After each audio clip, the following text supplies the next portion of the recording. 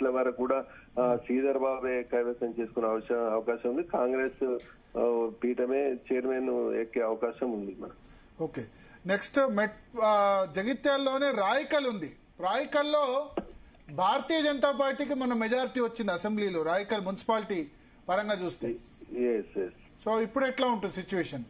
ఇప్పుడు కూడా రాయకల్లో 12 వార్డులలో కూడా ఇటు అక్కడ కూడా జీవన్ రెడ్డి సంజయ్ జైత్యాల నియోజకవర్గానికి సంబంధించిన కాన్స్టిట్యున్సీ పరిధిలోకి వస్తుంది కనుక అక్కడ కూడా సేమ్ సిచ్యువేషన్. 12 సీట్లలో సంజయ్ కి 8, జీవన్ కు 4 అని చెప్పేసి పోటీ చేయడంతో ఒకతను జీవన్ రెడ్డి వరకు ఇతను రాజీనామా చేసి విత్డ్రా చేసుకున్న పరిస్థితిలో మాత్రం ఆ ఇండిపెండెంట్ పోటీ చేస్తున్నారు. సంజయ్ కి సంబంధించి కూడా 6 పోటీ చేస్తూ 6 అభ్యర్థులను నిలబెట్టారు. మిగతా వారిని కూడా ఇండిపెండెంట్ గా పోటీ చేస్తున్న పరిస్థితులు. అక్కడ అసెంబ్లీ ఎన్నికల్లో కూడా బీజేపీ అనేది కొంతమేర ఎక్కువ అయితే మెజార్టీ హెడ్ క్వార్టర్ బీజేపీకి ఉంది. యువత ఎక్కువ బీజేపీ వైపు మొగ్గు చూపడంతో అసెంబ్లీ ఎన్నికల్లో కూడా బీజేపీకి అయితే లీడ్ అయితే వచ్చిన పరిస్థితులు. ఇక్కడ స్థానికంగా మున్సిపల్ కు సంబంధించి కూడా బీజేపీ కొన్ని స్థానాలు కైవసం చేసుకునే అవకాశం అయితే కనిపిస్తుంది. అక్కడ అంటే దాదాపు దేనికి కూడా మెజార్టీ వచ్చే అవకాశం అయితే మనకు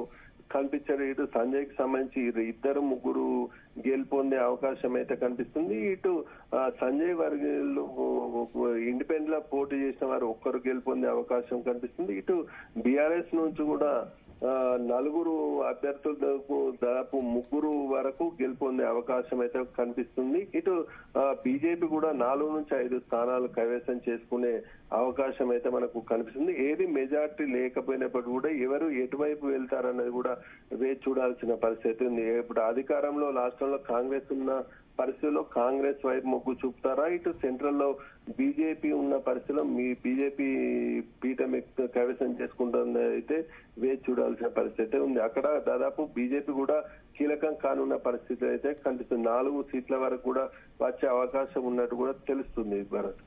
okay, so next Metpalli Korutla నియోజకవర్గంలో. సో కొరుట్లలో ఎటువంటి పరిస్థితి ఉంది?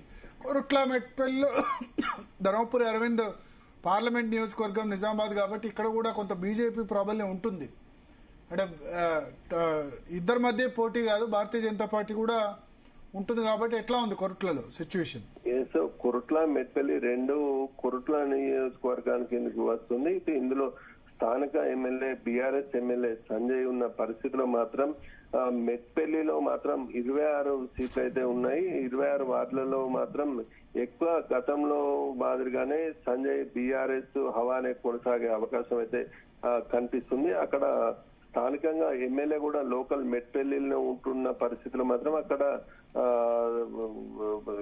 సరైన క్యాండిడేట్లను మొత్తం మంది దాదాపు ఎక్కువ మొత్తం రాష్ట్రంలో అధికారం ఉన్నప్పటికీ లోకల్ లో బీఆర్ఎస్ ఎమ్మెల్యే ఉన్న పరిస్థితిలో సంజయ్ ని కొంతమంది మాత్రమే వేడిన పరిస్థితి అయితే కనిపిస్తుంది. అప్పుడు మొదటి నుంచి కూడా పార్టీ 10 ఏళ్ల నుంచి కూడా బీఆర్ఎస్ ఎవరైతే ఉన్నారో వాళ్ళే ఉన్నారు. ప్రస్తుతం కూడా బీఆర్ఎస్ పీఠం కైవసం చేసుకునే అవకాశం ఉంది. మొదటి స్థానంలో మాత్రం బీఆర్ఎస్ ఉండే అవకాశం అయితే ఉంది.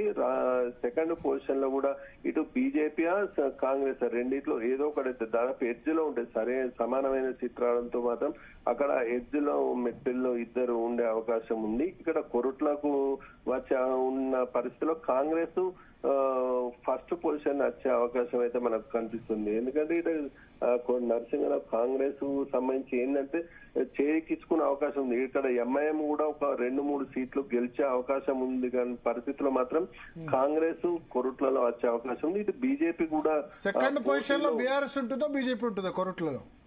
కొరుట్లలో వచ్చేసి మెట్పల్లి మాదిరిగానే అక్కడ బీఆర్ఎస్ మొదటి స్థానం ఉంటే బీజేపీ కాంగ్రెస్ సెకండ్ స్థానం ఉండి ఇక్కడ కూడా కాంగ్రెస్ మొదటి స్థానంలో ఉంటే 2వ పొజిషన్ లో టైట్ గానే ఉంటుంది. ఎందుకంటే ఇటు బీఆర్ఎస్ స్థానిక ఎమ్మెల్యే ఉంటాడు, పార్లమెంటు సంబంధించి నిజామాబాద్ అరవింద్ కూడా అక్కడ లోకల్ గా ఉన్న పరిస్థితి అక్కడ కూడా కొంత సరైన మెజారిటీ పీపుల్ కూడా బీజేపీలో రీసెంట్ గా చేరిన పరిస్థితి అయితే మనకు కనిపించింది. అందులో భాగంగానే టైట్ ఉంటుంది. ఎడ్జ్ లో బీజేపీ ఉండొచ్చో బీఆర్ఎస్ ఉండొచ్చో చెప్పలేని పరిస్థితులు అయితే కనిపిస్తుంది. ఇటు ఎంఐఎం తోటి ఇటు కాంగ్రెస్ అయితే పీఠం కైవసం చేసుకునే అవకాశం ఉంది మనకు.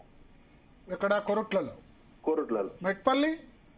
మెట్పల్లి బీఆర్ఎస్ ఉంటుంది. బీఆర్ఎస్ ఎందుకంటే కల్వకుట్ల విద్యాసాగర్ రావు ప్రస్తుత ఎమ్మెల్యే సంజయ్ తండ్రి నేటివ్ ప్లేస్ కాబట్టి అక్కడనే లోకల్లో ఉన్న పరిస్థితిలో మాత్రం అక్కడ బీఆర్ఎస్ చేగించుకునే అవకాశం అయితే ఉంది మనకు మెట్పల్లి మున్సిపాలిటీ. ఓకే, తర్వాత ఇక మిగిలినవి పెద్దపల్లి, సుల్తానాబాద్, వేములవాడ. ఎస్, వేములవాడలో కూడా భారతీయ జనతా పార్టీ బండి సంజయ్ కొనసాగుతుంది. అయితే దాదాపు 2-3 క్రితం కూడా ఇటు బీజేపీ అయితే చేగించుకుంటుందని చెప్పేసి ప్రచారం అయితే కొనసాగింది. కానీ ఇప్పుడు మాత్రం స్థానిక ఎమ్మెల్యే ఆది శ్రీనివాస్ ఉన్న అక్కడే లోకల్లో ఉంటూ కూడా ప్రచారం అయితే నిర్వహిస్తున్నారు. ఇందులోనే పరిస్థితిలో మాత్రం వేములవాడ మున్సిపాలిటీ అయితే కాంగ్రెస్ కైవసం చేసుకునే అవకాశం అయితే ఉంది. 2వ స్థానాల్లో బీజేపీ ఉండే అవకాశం అయితే కలుస్తుంది. 3వ స్థానానికి అక్కడ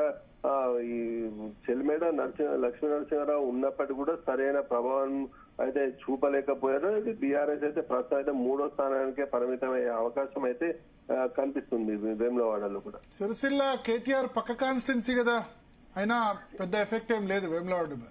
ఎఫెక్ట్ అయితే లేదు. స్థానికంగా వీపు ఆది శ్రీనివాస్ ఉన్నారు కనుక అది అట్లా. ఓకే. సో నెక్స్ట్ వచ్చేసి చొప్పదండి క్లియర్ కట్ గా కూడా స్థానిక జిల్లా అధ్యక్షుడు కాంగ్రెస్ జిల్లా అధ్యక్షుడు మేడిపల్లి సత్యంతో పాటు ఇక్కడ లోకల్ ఎమ్మెల్యే కనుక దాదాపు కాంగ్రెస్ కైవసం చేసుకునే అవకాశం అయితే మనకు స్పష్టంగా కనిపిస్తుంది. చొప్పదండి మున్సిపాలిటీ మాత్రం సెకండ్ పొజిషన్ లో బీఆర్ఎస్ ఉంటుంది అంతేనా? బీజేపీ బొడిగ శోభ ఉన్నారు అక్కడ. సంజయ్ కూడా దానిపై దృష్టి పెట్టాడు. ఎందుకంటే పార్లమెంట్ పరిధిలోకి వస్తున్న పరిస్థితుల్లో మాత్రం ఇక్కడ కూడా బండి సంజయ్ ఇటు బీజేపీ బీఆర్ఎస్ అన్న కోణంలో ఉంటుంది. ఇప్పుడు కాంగ్రెస్ ఎక్కువ సీట్లు మాత్రం దాదాపు ఇది కాంగ్రెస్ కి రావడంతో ఈ తక్కువ సింగిల్ డిజిటే కనుక 1-2 సీట్లు తేడా ఉంటాయి. బీఆర్ఎస్ కు బీజేపీకి అయితే 1-2 సీట్ల తేడానే వచ్చే అవకాశం ఉంది అలా. Okay. So next Peddapalli, Sultanabad ఇవన్నీ కూడా విజయ రమణారావు అక్కడ సిట్టింగ్ కాంగ్రెస్ ఎమ్మెల్యే పెద్దపల్లి నియోజకవర్గంలో. దాని పరిస్థితి ఎట్లా ఉంది? పెద్దపల్లి అయితే పెద్దపల్లిలో కూడా ఆల్ ఇండియా ఫార్వర్డ్ బ్లాక్ అయితే కీలకం కానుంది. కానీ పక్షంలో ఇటు మొత్తానికి అయితే అక్కడ స్థానిక ఎమ్మెల్యే విజయ రమణారావు ఉన్న పరిస్థితుల్లో మాత్రం అక్కడ స్థానికంగా మాత్రం కాంగ్రెస్ కైవసం చేసుకునే అవకాశం ఉంది. ఇండిపెండెంట్ సెకండ్ పొజిషన్ లో ఆల్ ఇండియా ఫార్వర్డ్ బ్లాక్ అభ్యర్థులు ఇండిపెండెంట్లు కలిసి 2వ స్థానంలో ఉండే అవకాశం ఉంది. ఇటు బీఆర్ఎస్ అయితే 3వ స్థానానికి, కాంగ్రెస్ మన ఈ బీజేపీ 4వ స్థానానికి పరిమితమయ్యే అవకాశం ఉంది. అక్కడ పెద్దపల్లి, సుల్తానాబాద్. పెద్దపల్లిలో కాంగ్రెస్, సుల్తానాబాద్ 2 కూడా కాంగ్రెస్ ఈజీగా గెలవచ్చు. BRS second position. 4వ స్థానం ఎందుకు? 3rd పొజిషన్ లో ఎవరు ఉంటారు? ఈ బీజేపీ అంటే ఇది ఆల్ ఇండియా ఫార్వర్డ్ బ్లాక్ కూడా దాదాపు ఎక్కువ 26 సీట్ల వరకు కూడా నిల్చున్న పరిస్థితిలో ఉంది పెద్దపల్లి లోపల. అక్కడ ఆల్ ఇండియా ఫార్వర్డ్ బ్లాక్ అభ్యర్థులు కూడా గెలిచే అవకాశం అయితే మనకు కనిపిస్తుంది అక్కడ. ఇక మిగిలింది హుస్నాబాద్. మంత్రి పొన్నం ప్రభాకర్ ప్రాతినిధ్యం వహిస్తున్న నియోజకవర్గం. సో హుస్నాబాద్ లో ఎటువంటి పరిస్థితి? పొన్నం ప్రభాకర్ గెలిపించుకుంటారా హుస్నాబాద్ మున్సిపాలిటీ కాంగ్రెస్ పార్టీ? అయితే పొన్నం ప్రభాకర్ ఇది ఎన్నికల నోటిఫికేషన్ విడుదలైనప్పటి నుంచి కూడా అక్కడే ఉన్నారు. ఇటు హుస్నాబాద్ సంబంధించి ప్రజలకు కూడా ఏదైతే తాను ఇచ్చిన హామీ ఏదైతే ఉందో హుస్నాబాద్ ను కరీంనగర్ లో కలుపుతానని చెప్పేసి కూడా ఎన్నికల ముందు అయితే హామీ ఇచ్చారు. దానికి నేను కట్టుబడి ఉన్నాను, దానికి రేవంత్ రెడ్డి కూడా చెప్పారు.